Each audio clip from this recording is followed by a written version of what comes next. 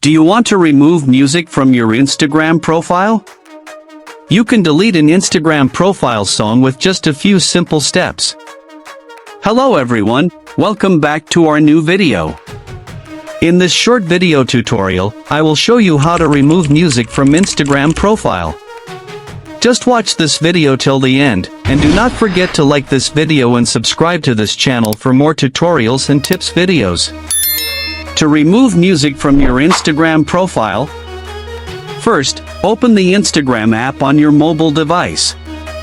Once you are on Instagram, tap on your profile picture at the bottom right corner of the screen to navigate to your profile.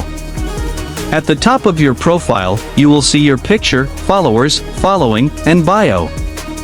Under the bio, you will see a music icon and the name of the song if you have previously added music to your profile.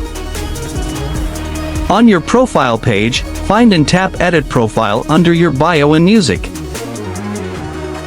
A new screen will appear. Scroll down to the bottom and tap on Music. Once you tap, you will see the music that you have added to your profile. To delete this music from your profile, tap Remove next to the music name. After removing the song, tap the checkmark icon at the top to save your changes.